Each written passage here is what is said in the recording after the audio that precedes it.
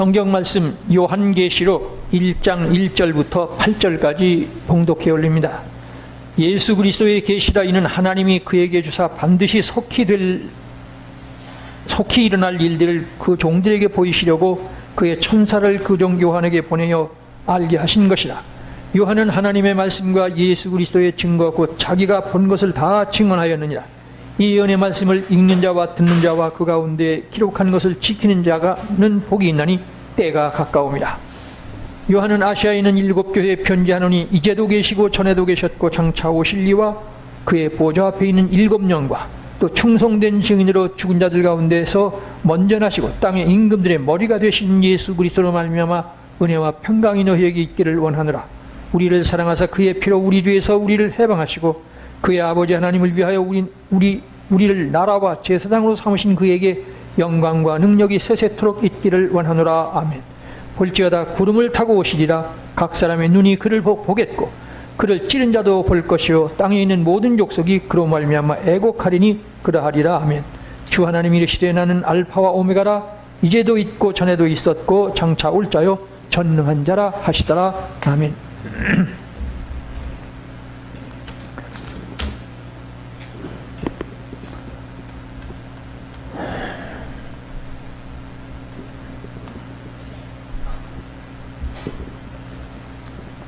제가 오늘부터는 요한계시록을 중요 부분만 강해해 나가려고 합니다. 먼저 서론을 말씀드릴 터인데요, 저를 보지 마시고 저기 화면을 보아주시기 바랍니다. 철저히 원고로 제가 말씀을 드릴 겁니다. 은혜로 읽는 계시록입니다. 어디까지나 서론에 관한 말씀입니다. 1. 계시록의 정경성 논란과 사단막입니다. 다시 보세요. 계시록의 정경성 논란. 왜 생기느냐 하면 사단막 때문이거든요. 그에 대해서 계시록 해석에서 서론은 본문 못지않게 중요합니다. 왜냐하면 정경성 논란 때문입니다.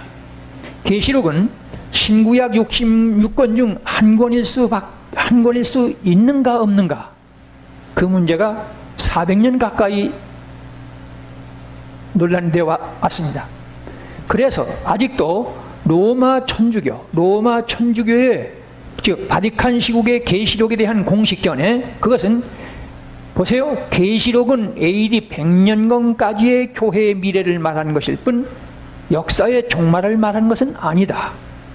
제가 어느 책에서 본 게 아니고요, 직접 2004년 8월 24일 BBC TV 방송 더 바이블이라는 제목에서 마지막 결론을 그렇게 내려요. 뭐라고요? 계시록은 AD 100년경까지의 교회의 미래를 말하는 것일 뿐 역사의 종말을 말하는 것은 아니더라고요. 제 눈과 귀로 직접 본 겁니다. 그러면 개신교는 어떠냐?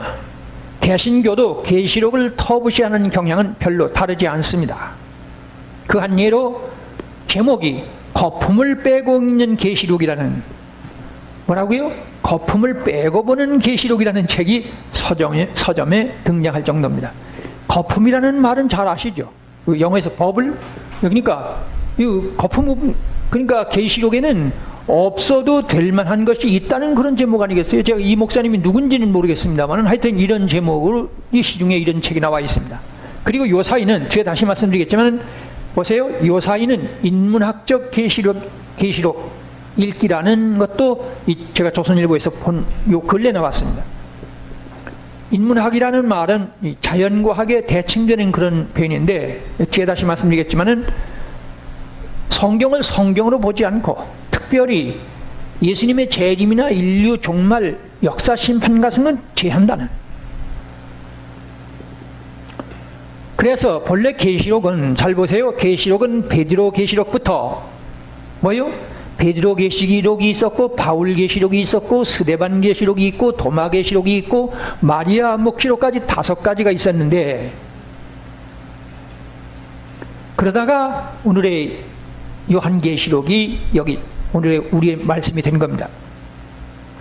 그래서 초대교회 교부들이란 다른 게 아니고요, 그 12사도를 직계로 받은 그런 사람들이 일컫는 겁니다. 교부들인 유세비우스, 크리소스톰과 종교개혁자 마르틴 루터까지 정경성을 의심했다고 말합니다. 제가 호크마주 속에서 직접 본 내용입니다. 마르틴 루터까지 이 계시록의 정경성을 의심했다는 거예요. 그래서 계시록이 정경으로 들어온 것은 AD 397년 칼타고 3차 회의, The Council of 칼타고. 예. 그러니까 400년이 다 돼서야 이 계시록은, 네? 그러니까 오늘의 우리의 하나님의 말씀이 됐다. 아시겠죠? 이에 우리가 여기서 또 한 번 분명히 확인해야 할 것은 하나님의 본체이십니다. 누가요? 예수 그리스도. 교회의 머리대가 되신 예수 메시아께서 베드로에게 선언하신 말씀. 무슨 말씀이에요? 내가 천국 열쇠를 내게 주리니 내가 땅에서 무엇인지 매면 하늘에서도 매일 것이고 땅에서 풀면 하늘에서 풀린다는 말씀, 여러분들이 잘 아시죠? 그러니까 지상교회의 결정은 하나님의 보좌의 결정이라는 것을 분명히 하셨다는 점입니다. 자, 잘 이해 못하실까 봐 다시 말씀드립니다. 예수님께서 12사도의 수제자 되는 베드로에게 주는 그리스도시요 살아계신 하나님의 아들이라고 고백하는 그 사실에 대해서, 이 사실을 얘기하게 한 이는 혈육이 아니고 어디까지나 하나님의 영 성령께서 너에게 그걸 가르쳐 줬는데, 내가 그 주는 그리스도시요 살아계신 하나님의 아들이라고 고백하는, 네가 고백한 그런 사람들을 모아서 교회를 세울 텐데, 그런데 내가 천국 열쇠를 너에게 준다. 땅에서 네가 풀면 하늘에서도 풀린다. 땅에서 네가 매면 땅에서도 매인다. 교회의 결정권을, 결정적 권한을 주셨습니다. 무슨 소리냐? 교회의 결정은 하나님의 보호자라는 결정이라는 말입니다. 아시겠죠? 그래서 베드로 계시록, 바울 계시록, 스데반 계시록, 뭐 이렇게 5가지나 있었는데 그 중에 하나가 요한 계시록이 397년에 우리의 하나님의 말씀, 오늘의 계시록이 된 것은 교회가 결정을 했지만은, 예수님이 승천하신 지 400년쯤 했지만은 교회의 결정은 뭐라고요? 하나님의 보호자의 결정이라는 거. 이런 거 모르면 안 돼요. 대단히 중요합니다. 제가 그래서 계시록의 서론이 대단히 중요하다는 말씀을 처음에 말씀드린 이유가 그겁니다. 그렇지만 이른바 축자영감설 따위를 말하는 것은 아닙니다. 그래서는 안 됩니다. 오히려 우리는, 잘 보십시오. 이 파란 글자인데, 지상교회에서 예수 그리스도의 이름으로 드리는 기도와, 지상교회에서 예수 그리스도의 이름으로 드리는 기도와 성경 말씀에 근거하고, 그래서 결정 내리는 모든 일들은 성령께서 철저히 동행해 주시고 인도해 주신다는 확증을 기초로 해서, 아시겠죠? 바로 그렇게 결정하면 하나님께서 똑같이 인정한다 그 말입니다. 아시겠죠? 따라서 요한계시록은 인간 사도 요한이, 잘 보십시오. 요한계시록은 인간 사도 요한이 계시받은 영감의 말씀을 신앙 양심과 성경적인 지혜와 지식, 곧 에스겔, 다니엘 등 모든 신구약 성경을 기초해서 기록한 복음 중에 복음이 된 것입니다. 아시겠죠? 다시 읽어드릴까요? 요한계시록은 인간 사도 요한이 계시받은 영감의 말씀을 신앙 양심과 성경적인 지혜와 지식, 설명하면 길죠? 그래서 에스겔, 다니엘서 등 모든 신구약 성경을 기초해서 기록한 복음 중에 복음이다. 뭐가요? 계시록이. 이것은 저 사도 바울의 모든 서신들, 끝 로마서, 고린도서, 갈라디아서, 빌립보서 쭉 13서신이 있지 않습니까? 그것들이 정경이 된 것과 동일 차원이다. 뭐가요? 계시록이. 아시겠죠? 로마서, 고린도, 전후서, 갈라디아서, 에베소, 그 모든 바울 서신이 성경이 된 것처럼 교회가 결정한 것이기 때문에 이 계시록은 절대로 이 일을 달 수가 없는 하나 정경이라 그 말입니다. 아시겠죠? 다시 한번 확인할 것은 일부이긴 하지만 요사이 소위 NCCK, NCK는 뭐냐 하면요, WCC 계통인데, 이 사람들은 제가 우리 한국 정통 기독교 교회 협의회에서 북한 공산주의를 정죄했다고 그래서 그것이 죄라는 거예요. 이 NCCK가. 아시겠죠? 똑같이 기독교, 한국 기독교 협의회라는 간판은 같은데 우리 정통 기독교 교회 협의회가 아닌 아주 빗나간 얘기를 가끔씩 한단 말이에요. 아시겠죠? 그게 NCCK예요. NCCK가 주축이 된 듯 보세요. 교회와 담임 사역자의 이름까지를 공개할 만큼의 인문학적 성경 읽기 운동. 뭐라고요? 인문학적 성경 읽기 운동. 이거를 조선일보에서 크게 제가 취급한 걸 지금 가지고 있습니다. 다시 말하면 하나님의 말씀을 안 보고 종교나 철학이나 윤리도덕적 차원에서만 본단 말이에요. 그게 바로 인문학적 성경 읽기 운동이에요. 아시겠죠? 근데 뭐 제가 누구라는 건 기억은 못하겠습니다만 아주 노골적으로 어느 교회 누구라는 얘기 공개해요. 그러니까 앞에서 이 말씀드렸지만 이런 사람들은 예수 재림이나 하나님의 심판이나 역사 심판 따위는 지금 다시 말하자면 종교나 철학이나 윤리 도덕적 차원에서 머물면 훌륭한 종교는 되지만 유일절대 예수 그리스도의 복음은 될 수 없다는 겁니다. 아시겠죠? 요컨대 666은 네로를 상징할 뿐이다. 이건 얼토당토하는 얘기죠. 말도 안 되는 소리를 하고 있습니다. 다름 아닌 왜 로마 교황청을 닮아가고 있어요? 네? 계시록은 AD 100년경까지 필요하지 그 이후의 책은 이건 종말론 아니다. 그런 걸 닮아가는 거예요. NCCK가. 네? 인문학적 성경 읽기 운동이라는 그런 식으로 이게 지금 공개되고 있어요. 그래서요.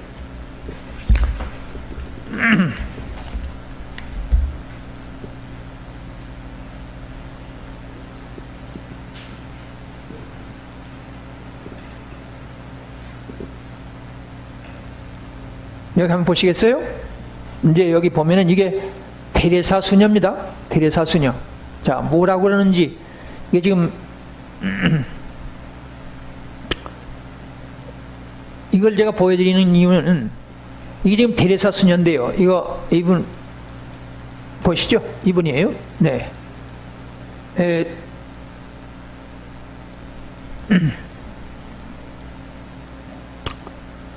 1979년 노벨 평화상을 수상한 테레사 수녀는 독실한 신앙심으로 2003년 로마 교황청으로부터 복자 성인의 전 단계로 신자들의 공경의 대상으로 추대됐습니다.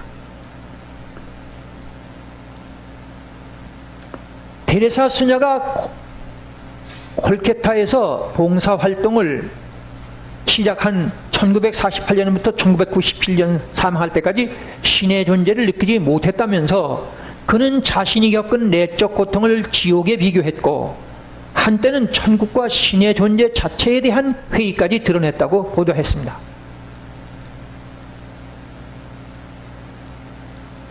1979년 12월 노벨 평화상 시상식장에서 이 테레사 수녀는 예수 그리스도는 우리의 마음속에 뿐만 아니라 우리가 만나는 가난한 사람, 우리가 주고받는 웃음속 등 모든 곳에 존재한다고 말을 했는데, 그러나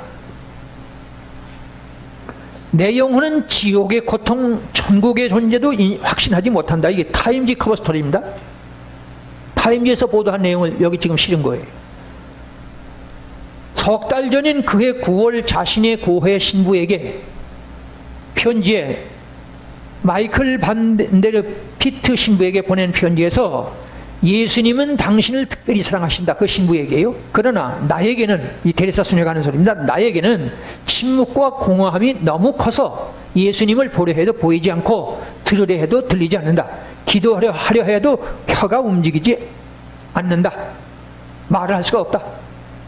이 책은 테레사 신부가 여러 명의 고해 신부들에게 보낸 40여 장의 미공개 서한들에서 그렇게 말합니다. 마치 모든 게 죽은 것처럼 내 안에 너무나 끔찍한 어둠이 있다. 내 영혼에 왜 이렇게 많은 고통과 어둠인지 얘기해달라.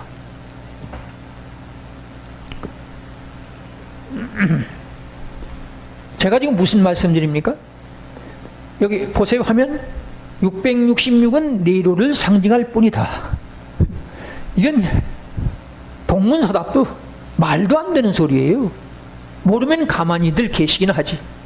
이게 천주교입니다. 그래서 제가 이 테레사 수녀가 전 세계적인 성녀로 추앙받고, 이 지금 캐톨릭에서는 요번에 온 이 교황 아시죠? 이 교황 이분을 숭배하는 같은 계열이에요. 오늘의 지금 이거 드러나는 거 아니에요? 이만 하면은 이만하면 오늘의 로마 교황청이나 오늘의 캐톨릭의 그 잘못된 부분을 테레사 수녀가 캐톨릭 신자 중에 가장 으뜸되는 세계적인 신앙인 아닙니까? 두 번째, 계시록 자체의 자정적 권위입니다. 계시록 자체가 누가 봐도 이것을 계시록을 읽어내면요 꼼짝 못하게 되어 있어요. 계시록은 신비로울 만큼의 놀라운 예언의 성취를 발견하게 합니다. 마치 연극 각본이라고 할 만큼 정확하게 말세지말의 세태를 예언하고 조명하고 있습니다. 특히 계시록 13장은 사도 요한이 마치 영상 기록을 보면서 기록했다고 할 만큼 오늘의 인류 세태를 고스란히 문자적으로 지목해주고 있습니다. 앞으로 제가 계시록 13장도 강의를 하겠습니다만은 또 제 책을 보시면 아시겠지만 그렇게 되어 있습니다. 또한 8장, 9장, 16장의 아마겟돈 전쟁에 관한 말씀드려서 오늘의 최첨단 무기의 종류까지, 최첨단 무기의 종류 아시죠? 무기의 종류까지 어떤 무기가 나오느냐 그것까지 나옵니다. 이제 제가 8, 9장에 가면 그걸 제가 이제 말씀드릴게요.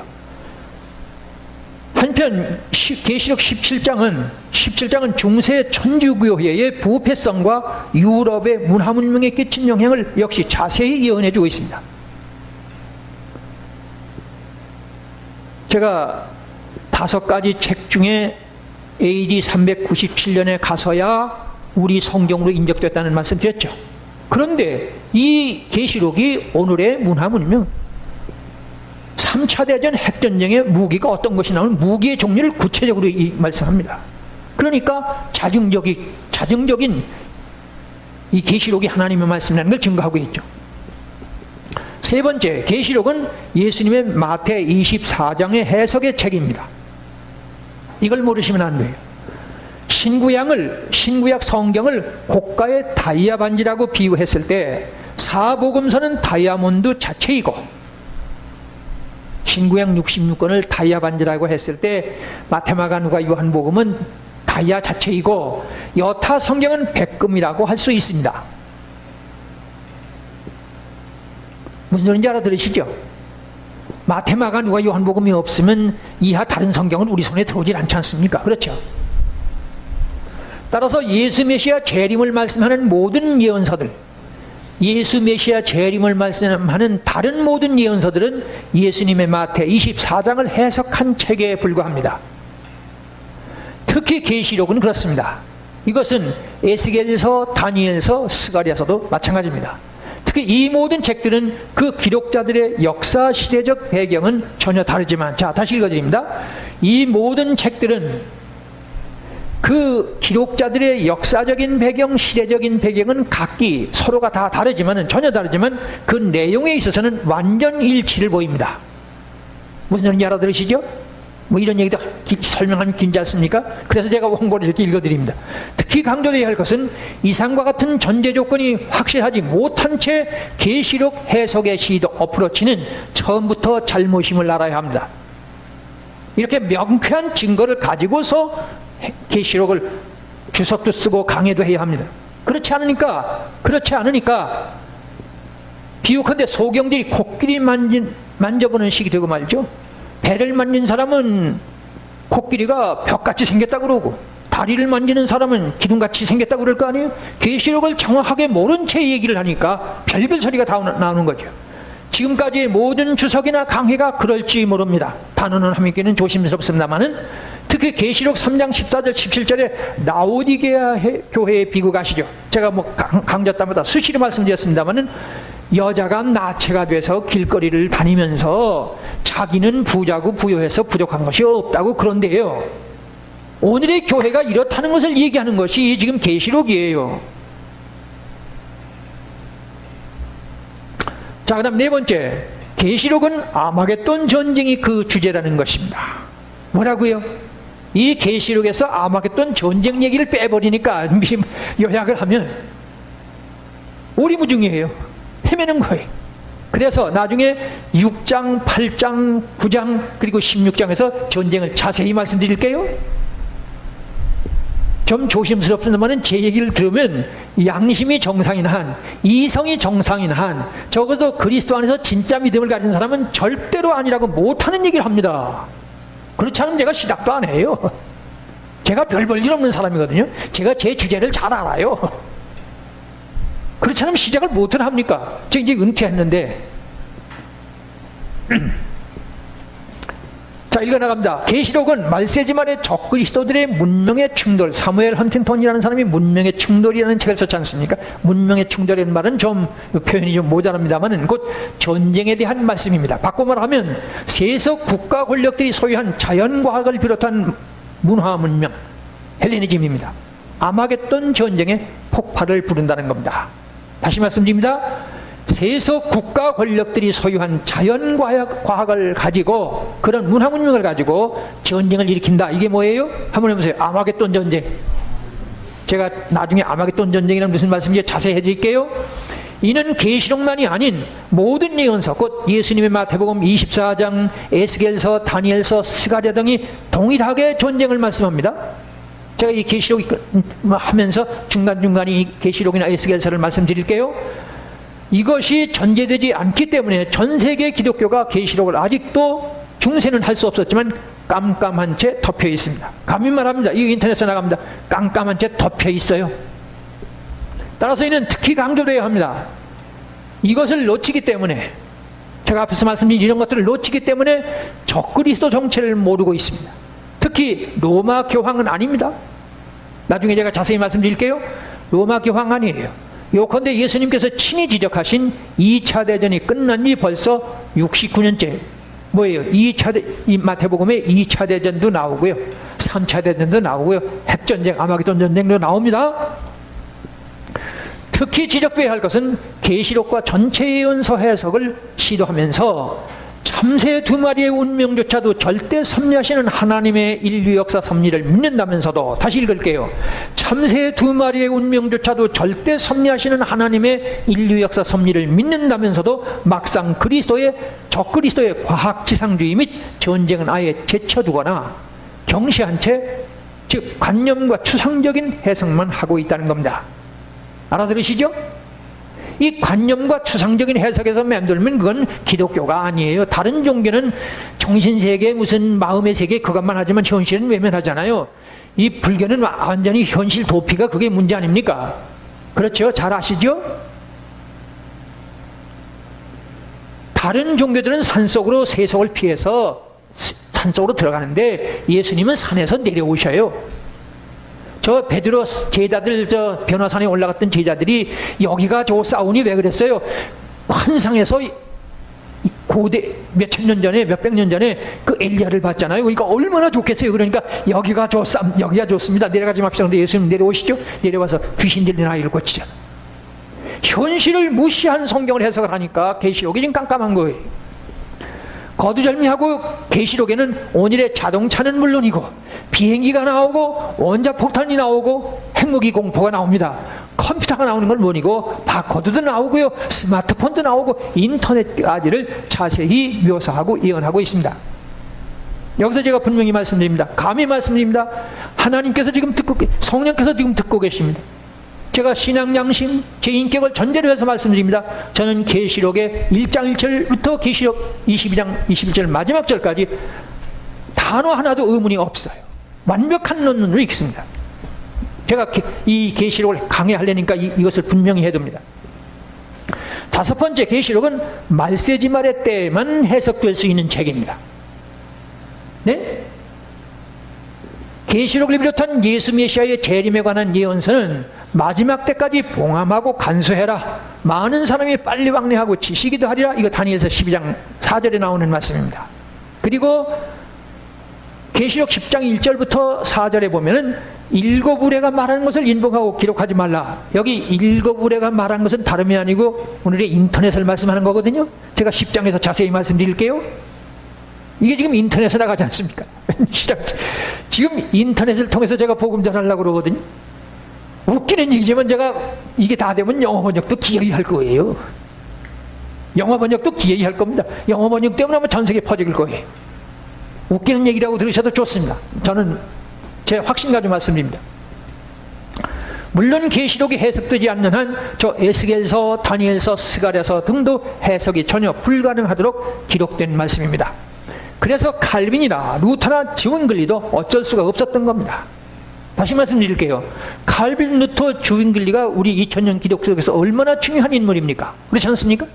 그러나 오늘의 컴퓨터가 나오기 전에, 아직 이 비행기가 나오기 전에, 이 인터넷이 나오기 전에 이곳에 비행기, 원자폭탄, 그리고 컴퓨터, 이 스마트폰 이거 만든 미국이 등장하기 전이니까요. 1776년에 미국이 독립했잖아요. 18세기인데 이 칼빈, 루터, 지붕리는 모두 다 17세기 사람들 아닙니까? 그냥 모르게 돼 있어요. 해석을 못하게 돼 있습니다. 특히 바울 사도의 서신에도 거의 언급이 없다는 것을 주목해야 합니다. 에스겔, 다니엘서, 스가랴서 등 이런 것을 이 바울이 거의 계시록은 말할 것도 없고요. 거의 인용이 없습니다. 이게 주목해야 합니다. 오직 예수 메시아께서만 다니엘이 말하는 말씀을 하십니다. 요컨대 예언서 해석은 말세지말의 교회의 몫이자 사명입니다. 뭐라고요? 이 예언서 해석, 에스겔, 다니엘서, 스가랴서, 마태복음 24장 그리고 이 계시록은 말세지말의 교회의 몫이자 사명이다 그 말입니다. 따라서 예언서 해석이 완료되었다는 사실 자체가 뭐예요? 인자가 곧 가까이 문 앞에 온 줄 알라는 뜻이. 아시겠죠? 오늘의 시점은 저 마지막 때가 됐으면 예언서에 눈을 뜬 사람에게는 너무도 선명합니다. 다시 읽어드릴게요. 오늘의 시점, 지금 2014년 아닙니까? 오늘의 시점은 마지막 때가 됐으면 예언서에 눈을 뜬 사람에게는 너무도 명명백백합니다. 즉 정상적인 영의 눈을 뜬 사람들에게는, 아니 정상적 신앙 양심만 전제된다면 이는 필연적인 결론일 수밖에 없습니다.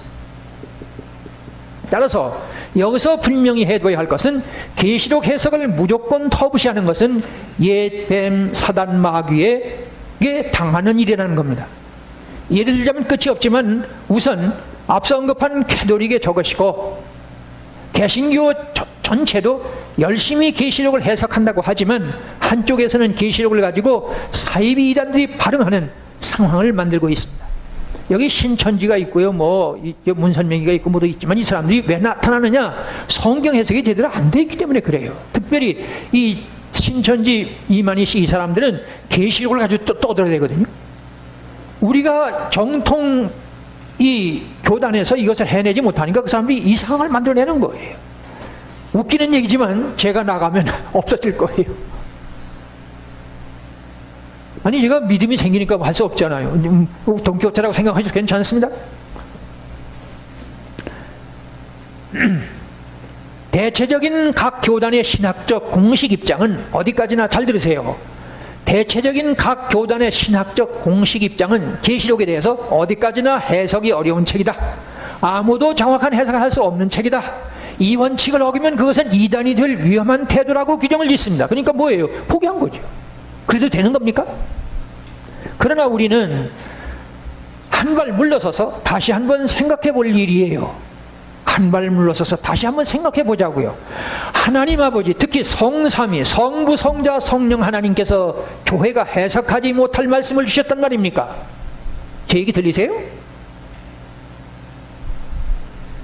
성부, 성자, 성령 하나님께서 당신의 몸인 교회가 해석도 못할 성경 말씀을 주셨냐 그 말이에요. 이거 대답하셔야 돼요. 인터넷에 나갑니다. 특히 하나님이 성령으로 이것을 우리에게 보이셨으니 성령은 모든 것, 곧 하나님이 깊은 것까지도 통달하시니라고 귀담해 주시고 있지 않습니까? 아시죠? 따라서 여기서 또 한 가지 분명히 해야 할 것이 있습니다. 참으로 성령 충만의 복음 사역자는 신구약 66권을 예언서 차원에서 해석할 줄 알고 볼 줄 알아야 한다는 겁니다. 즉 창세기부터 이미 예수 메시아를 통한 인류 및 선민, 교회의 구원을 위한 예언서 차원에서 해석할 줄 아는 눈을 떠야 합니다. 다시 말씀드릴게요. 창세기부터 이미 예수 메시아를 통한 인류 및 선민, 교회의 구원을 위한 예언서 차원에서 해석할 줄 아는 그런 눈을 떠야 성경을 볼 줄 아는 거다 그 말입니다. 그런데 오늘의 교회는 심지어 예수님의 십자가 부활의 시나리오라고 할 만한 이사야서, 특히 이사야 53장 아시죠? 그가 찔림은 우리의 허물을 인하며 그가 상함은 우리의 죄악을 인함이라. 그가 곤욕을 당하여 괴로울 때도 그 입을 열지 아니하며. 연극 시나리오도 그런 게 없어요. 본디오 빌라도나 이 제사장 앞에 가서 말씀을 안 하시잖아요. 재판을 받으면서도 말씀을 안 하지, 대답을 안 하지. 그것까지도 예언서되어 있는 이것마저도 안 봐요. 전 이사야 53장 가지고 설교하는 분을 조금 글쎄요, 없진 않겠지만. 에스겔, 다니엘, 스가랴서, 계시록은 거의 귀에 걸면 귀걸이, 코에 걸면 코걸이 식을 만들어 놨습니다. 한 가지 예만 들자면 에스겔 1장은 초등학생이 읽어도 알만한 오늘의 비행기입니다. 초등학생이 읽어도 제대로 읽으면 그게 나오게 돼 있어요. 하긴 원어가 좀 들어가야 합니다만은, 히브리어 원어가 들어가야 합니다. 모든 신학 복음 사역들마저도 깜깜합니다. 그러니까 계시록 등의 해석이 난맥상일 수밖에 없다는 겁니다. 다시 한번 확인합니다. 성삼위 하나님께서 예수 그리스도 교회가 해석도 못할 말씀을 주셨다는 주장을 교회가 용납할 수 있겠습니까? 이 말씀이 무슨 말씀인지 아시죠? 요한복음 1장 1절 태초에 말씀이 계시니라 아시죠? 태초에 말씀이 계셔요. 바로 하나님이 그게. 성경을 해석 못한다. 교회가 해석지 못할 말씀을 왜 주십니까? 앞에서 이미 말씀했지만 루터나 칼빈 시대는 어쩔 수가 없어요. 요 근세사까지만 아닌데 말세지 말에 교회에게 주신 거예요. 해석돼야 합니다. 자, 여섯 번째는 사도 요한이 무인고도 반모섬에서 받은 계시입니다. 반모섬은 이 터키 육지에서 약 60km 떨어진 섬이거든요. 오늘에는 약 2,500명 정도의 사람이 살고 있지만 당시는 로마의 죄수들만을 유배시키는 무인고도입니다. 감옥에만 사람들이 갇혀 있을 사람이 없으니 무인고도죠. 여기에서 받은 계시가 요한계시록입니다. 물론 이는 익히 알고 있는 우리 모두의 상식입니다. 그러나 왜 하필 무인고도입니까? 이 계시록을 왜 하필 그런 무인고도에서 받았다고 말씀하느냐고요. 자, 여기 1장 보세요. 9절입니다.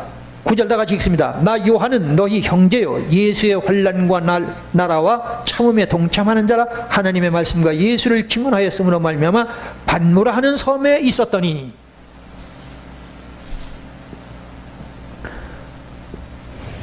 특히 반모섬은 계시록의 7교회를 빤히 바라보일 듯한 장소라는 겁니다. 자, 이 지도 보여드릴게요.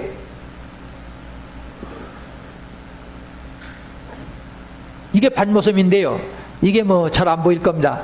요것은 터키입니다. 요거는 이제 감차카반도입니까? 예. 여기가, 네.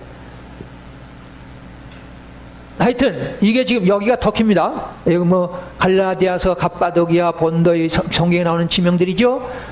이제 여기 서머나교회, 사대교회, 에베소교회 모두 여기가 터키인데 여기 7교회가 이렇게 잘 보이시나요? 네, 움직이는 거 이게 화면에 나올지 모릅니다. 여기가 7교회가 나란히 있는데 여기 반모섬이라고 되어 있습니다. 자, 크게 할게요. 여기 반모섬이라고 이렇게 되어 있는데 이거는 여기 1000개의 섬 중에 아주 작은 섬입니다. 1000개가 다시 이제 이게 오늘의 터키인데 이 터키 이 서단 여기에 일곱 계시록의 7교회가 나란히 있는데 이 교회에서 나와서 여기가 한 60km 떨어져 있거든요. 바다에서 60km 떨어지면 완전히 안 보이지 않습니까? 거기서 이 섬에서 지금 계시록을 계시받았다고 말씀한단 말입니다. 아시겠죠?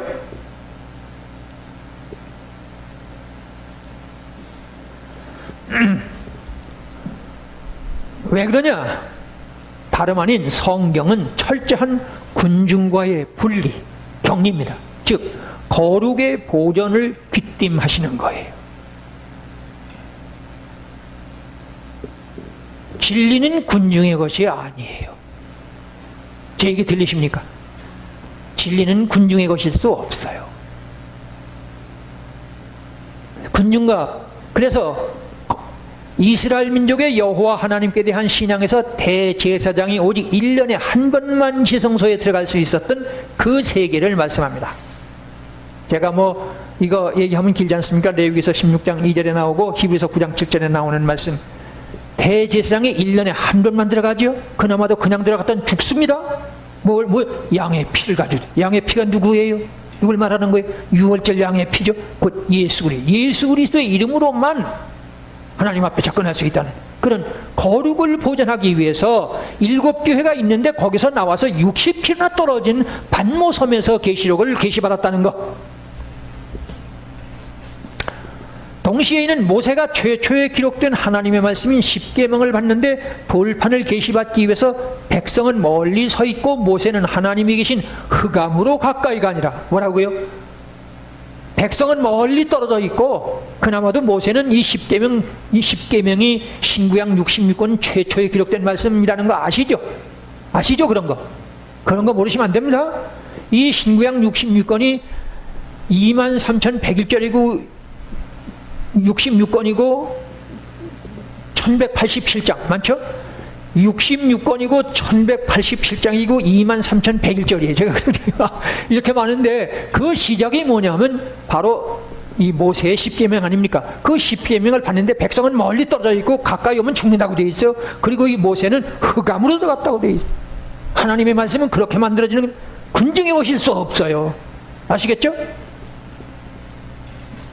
따라서 여기서 분명히 해야 할 것은 말세지 말인 오늘의 교회에서도 제2의 사도 요한이라 할 즉 다시 예언자는 반모섬의 고독이 필연이라는 겁니다. 다시 읽어드릴게요. 말세지 말인 오늘의 교회에서도 제2의 사도 요한, 그러니까 제가 찾지 않습니다만은 다시 예언자. 누가 다시 예언자라고 하는지 아십니까? 네, 저 이만희 씨가 그래요. 그 사람은 특별히 계시록 가지고 그러는데 그 사람은 20만 14만 4천을 말하거든요.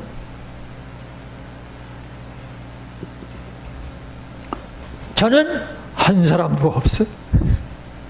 저 혼자거든. 제 편 좀 대주십시오.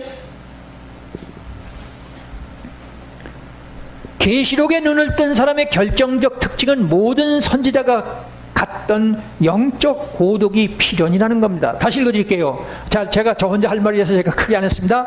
계시록에 눈을 뜬 사람의 결정적 특징은 모든 선지자들이 갔던 영적인 고독이 필연이라고 말이에요. 엘리야가 광야에서 내게 이렇게 하실진데 지금 내 생명을 거두고 가소서. 난 광야에 가가지고 엘리야가 기가 막히니까. 왜냐하면 800명의 바알 선지자들, 이 선지자들 다 죽였는데 3년 6개월 동안 비가 안 오게 만들기도 하고 비가 오도록 만드는 이 엄청난 선지자를 죽이려고 쫓아다니는데 이 엘리야가 너무 기가 막히니까 날 죽여달라는 거예요. 이것은 모세도 그런 소리를 하거든요. 제가 길게 얘기 안 합니다. 이것은 노아도 그랬고 아브라함도 그랬고, 아니 예수 메시아의 십자가에서 엘리 라마 사박단이 아십니까? 참 제가 외람됩니다. 전 부끄럽습니다만 저는 기도할 때마다 엘리 라마 사박단이를 해요. 그 참 어울리지 않지만 그게 사실이니까 어떡합니까? 사실은.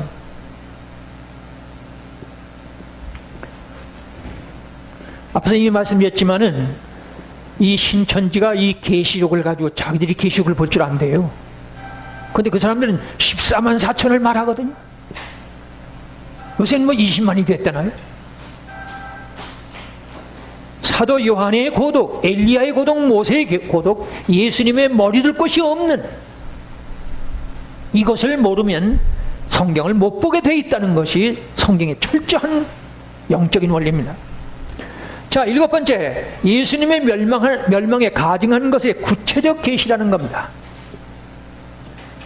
계시록은 예수님의 마태복음 24장을 구체적으로 설명해주는 계시의 말씀입니다. 따라서 마태복음 24장은 예수 메시아의 십자가 부활 사건 전의 예언의 말씀입니다. 뭐라고요?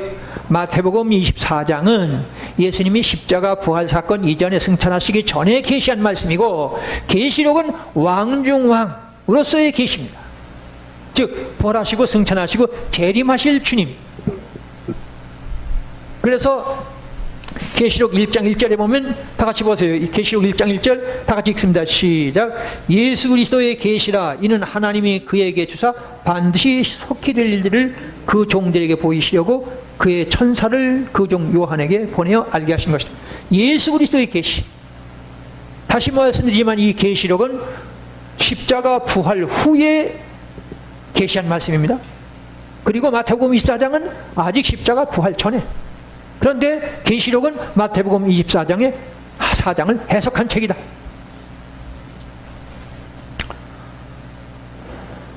특히 계시록은 마태복음 24장 15절 이하를 좀 더 구체적으로 자세히 설명해 주시는 말씀입니다. 그래서 1장 1절의 제일 첫 말씀이 예수 그리스도의 계시라고 선포되고 있는 것입니다. 따라서 본서의 또 한 가지 특징은, 제가 지금 이 강의해 나가는 특징은 계시록을 다른 예언서들과 함께 말세지 말인 오늘의 세대의 문화 문명의 특징인 헬레니즘과 그리고 저것들을 만들어내는 적그리스도의 세력을 현실적으로 조명하고 해석하고 있습니다.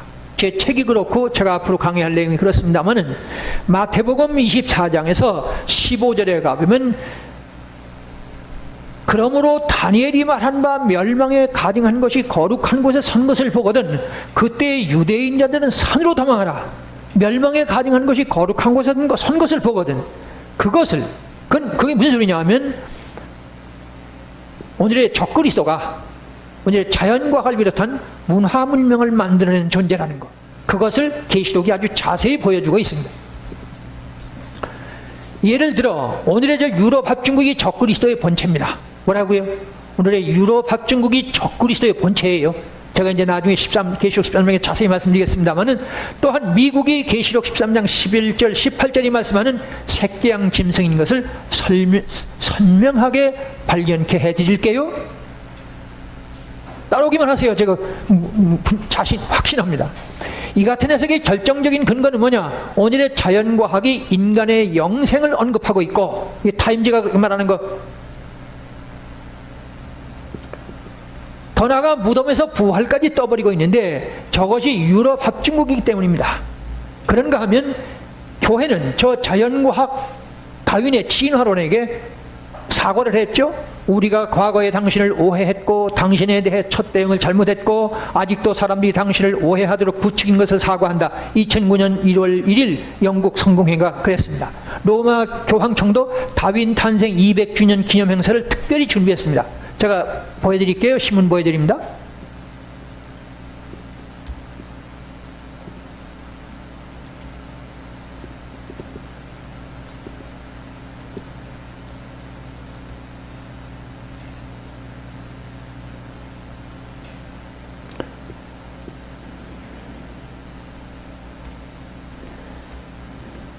우주의 생성과 생명의 탄생. 조금 이게 인터넷에 안 보일까봐 그럽니다. 우주의 생성과 생명의 탄생이 창조주의 은총과 의지에 의해서 이루어진 게 아니라 자연의 법칙에 따라 저절로 그리고 우연히 나타난 결과라는 주장은 그야말로 엄청난 도발이었습니다.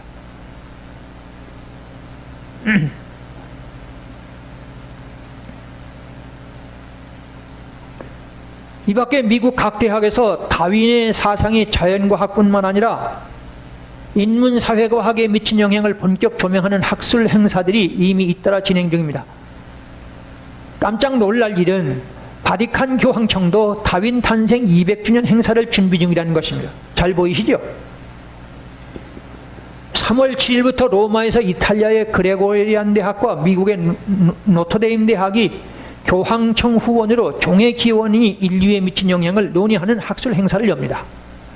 종교와 이념의 제약 없이 순수하게 과학적으로 다윈의 업적을 재조명하겠다는 겁니다.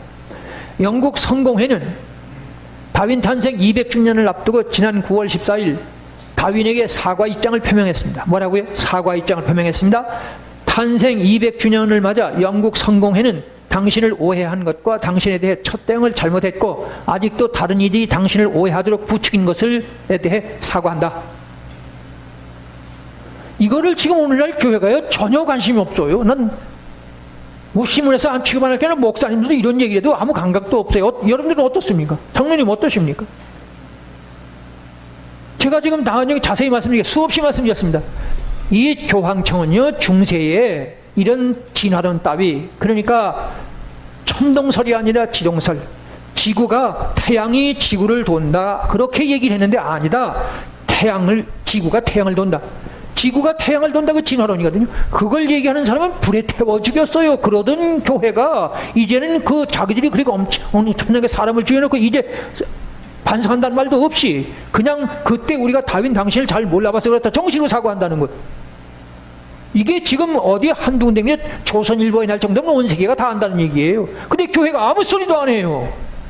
이걸 제가 가만히 있으라고요? 누군가 얘기를 해야 될 거 아니에요. 안 그렇습니까? 톤을 안 높이겠습니까? 이래도 목소리를 안 높일 수가 있느냐고요.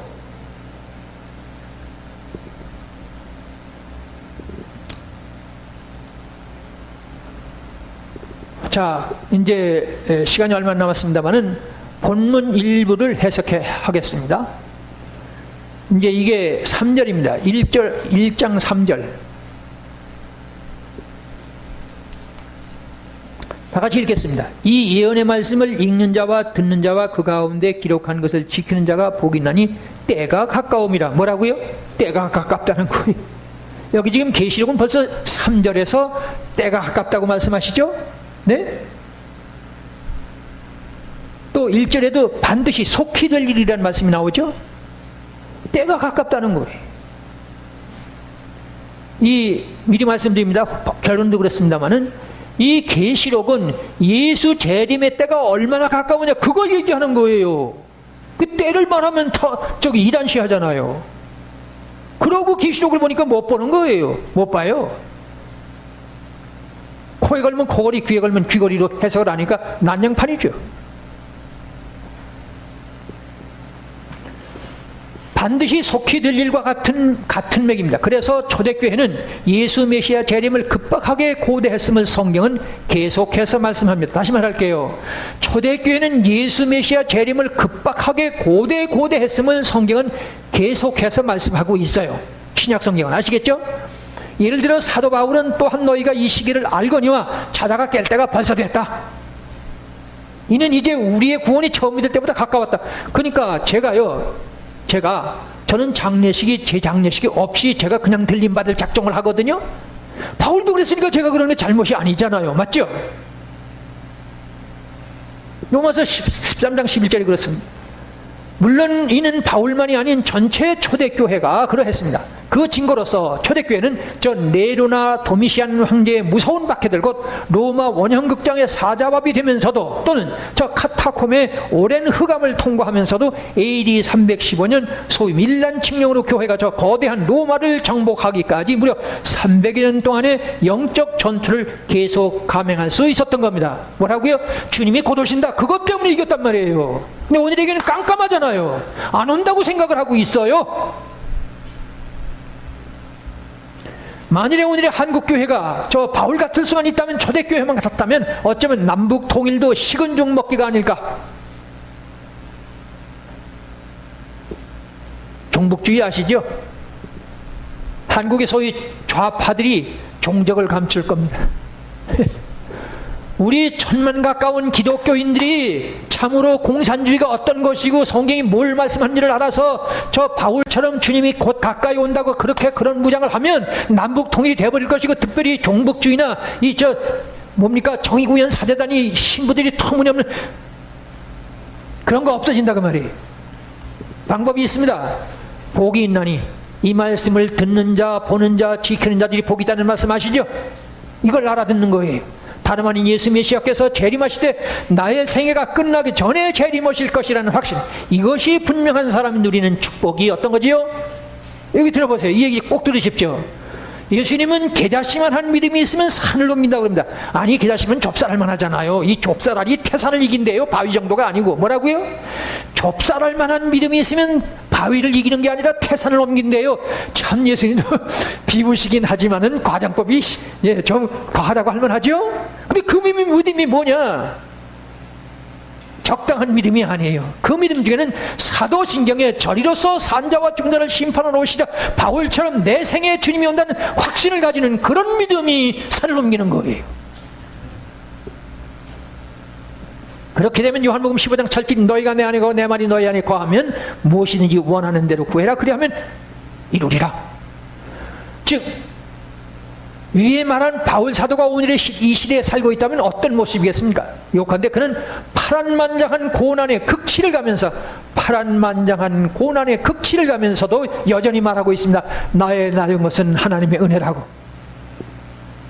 다른 강조에서도 말씀드렸습니다만 바울은 나면서부터 로마 시민권을 가졌다는 것은 로마가 다른 나라 사람들에게 로마 사람 아닌 사람에게 로마 시민권을 주는 것은 전쟁터에서 큰 공헌을 했거나 아니면 돈이 많은 사람에게 주는데 나면서 로마 시민권을 갖다는 바울은 엄청난 돈을 가졌다는 거예요. 근데 복음을 위해서 신꽤 매는 사람, 천막꽤 매는 사람 했죠.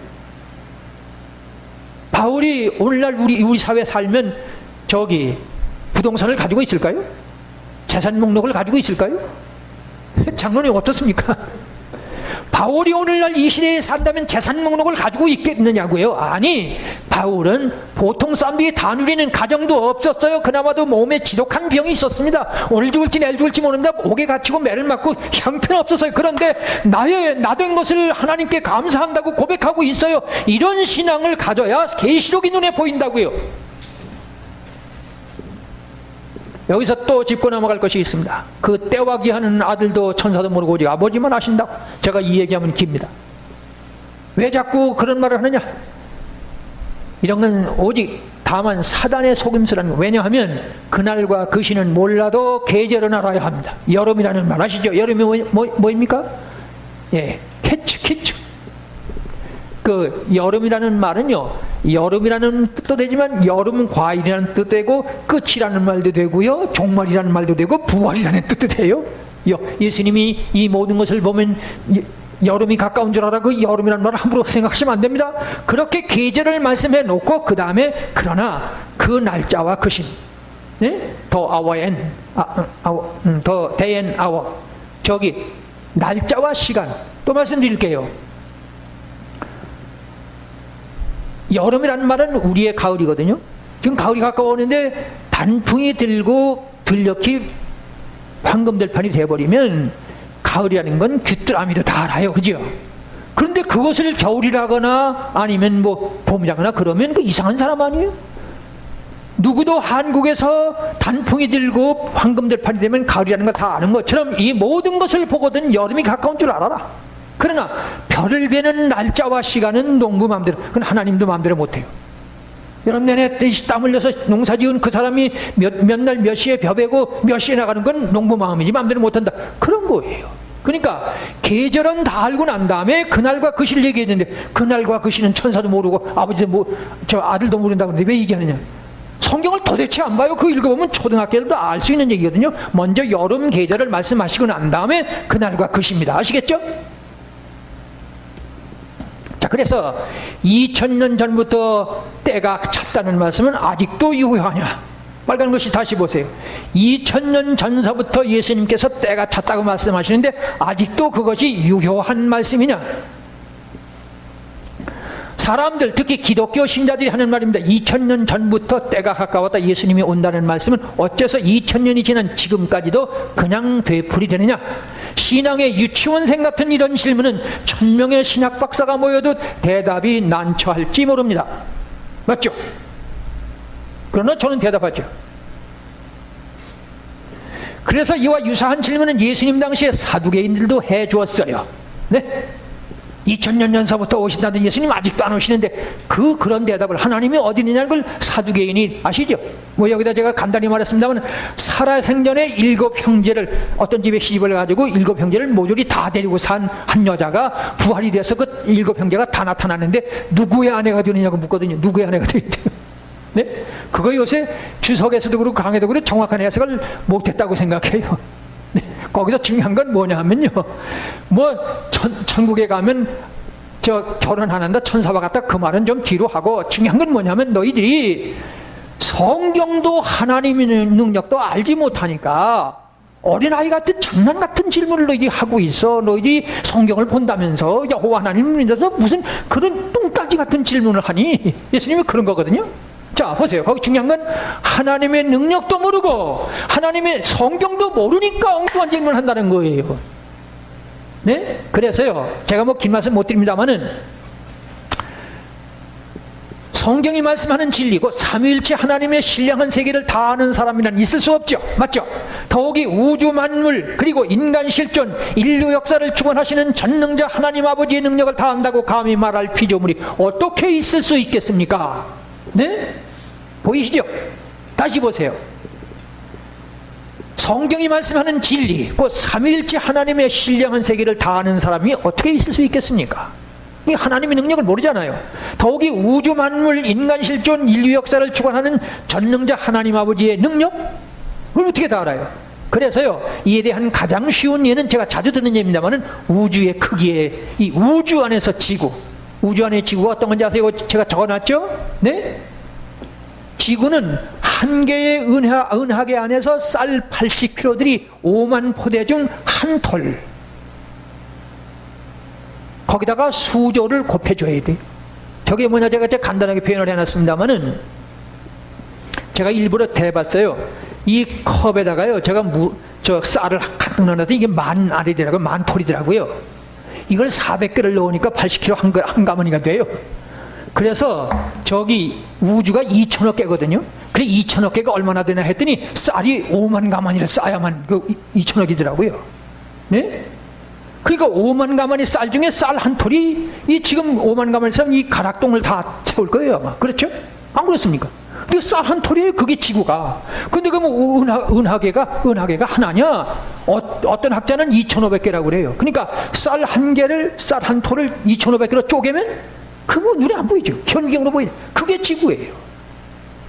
제가 이런 쉬운 예를 드는 거예요. 하나님의, 너희가 성경도 모르고 하나님의 능력도 모르니까 한 집에 7 형제 데리고 산 여자가 부활 때에 누구의 아내가 되느냐? 근데 하나님의 능력을 알고 말하는 거야. 성경을 다 알고 성경에 눈 뜨면요, 그런 터무니없는 질문은 안 하게 돼 있어요. 하나님은 누가 만들었느냐고요? 한편 빌립은 예수님께 우리에게 하나님 아버지를 보여주십시오. 이는 오늘의 교회에도 하나님을 보기만 하면 얼마나 좋을까 말하고 싶은 사람들은 아마도 부지기수일 겁니다. 제 말 맞죠? 여기도 하나님 보고 싶은 분, 저 집사님 하나님 보고 싶지 않습니까? 이에 대해 예수님은 뭐라고 그래요? 나를 본 자는 아버지를 보았거늘 어찌해서 아버지를 보이느냐? 잘 아시는 말씀이죠. 사복음서에서 예수님을 바로 발견한 사람은 하나님을 보여달라 위에 유치원생 질문을 절대로 하지 않게 되어 있습니다. 아시겠죠? 다시 말씀드릴게요. 사복음서에서 예수님이 어떤 분인지를 정확히 발견한 사람은 그런 사람을 보면 답답하죠. 뭐 어떻게 가르쳐야 할는지, 어떻게 얘기를 해줘야 할지 뭐 답답한 거예요. 계시록을 비롯한 예언서에는 뜨고 나면 누구나 같은 말을 하게 되어 있습니다. 사랑하는 자들아, 주께는 하루가 1000년 같고 1000년이 하루 같은 이 한 가지를 잊어버리지 말라. 영원 속의 1000년은 역시 바닷가 모래 중 한 알도 아니 됩니다. 인생의 유치원생들 중에 가장 곤란하고 고약한 것이 있습니다. 뭐라고요? 인생의 유치원생들 중에 가장 곤란하고 고약한 것이 있습니다. 하나님 따위는 존재하지 않기 때문에 하나님의 심판이나 종말, 특히 예수 메시아 재림 같은 것은 박멸되어야 할 정신적인 바이러스, 그런 식입니다. 그래서 또 한 번 계시록의 말씀은 이 예언의 말씀, 곧 계시록의 말씀을 보고 듣고 지키는 자가 복이 있다고 말씀합니다. 무슨 복이죠? 끝없이 많은 말씀을 해야겠지만 계시록에서는 새 하늘 새 땅 새 예루살렘 성에서 세세토록 왕노릇하는 그 복입니다. 아시겠죠? 그것을 확신하는 복이에요. 오늘 죽어도 나는 낙원식행이라고 확신해야 돼요. 특히 그래서 계시록 서론의 최후적, 계시록 제가 지금 결론을 내리고 있잖아요. 계시록 서론의 최후적 결론의 한마디는 예수 메시아 재림의 그때를 말씀하심에 초점이 있습니다. 지금 제가 계시록 서론을 말씀드리는데 1장 1절부터 22장 21절까지 있잖아요. 그것은 예수께서 재림하시는데 그때가 언제냐 하는 그런 얘기예요. 아시겠죠? 제가 전철에서요, 제 아내에게 또 한 번 갑자기 물었어요. 뭐라고 물었느냐 하면 머지않아서 우리 모두를, 당신과 나와 모든 하나님의 사람들을 이팔청춘을 만들어서 새하늘 새 땅 새 예루살렘 상에서 세세토록 왕노릇을 주겠다는데, 빌 게이츠의 재산을 몽땅 주고 엘리자베스 여왕의 영화를 주시겠다는데 왜 시큰둥한 거야? 제가 묻습니다. 지금 왜 시큰둥하냐 말이에요. 시큰둥해요. 다른 얘기는 재미있게 듣는데 이 얘기를 하면 시큰둥하다고요. 이건 개자씨만한 믿음을 가질 수가 없는 사람이에요. 방법은 오직 한 가지입니다. 기도에 성공하십시오. 특히 주기도문에 나라가 임하옵시며를 함부로 암송문을 하지 마세요. 사도신경구역 올 때 외우지 마시고 저리로서 산자와 죽은 자를 심판하러 오시리라. 그 앞에 진실하고 진지하면 됩니다. 오늘 제가 계시록 본론을 강의하기 전에 제가 이 서론을 말씀드렸습니다. 처음에 말씀드렸죠? 이런 서론은 본문보다 더 중요합니다. 기도드리겠습니다.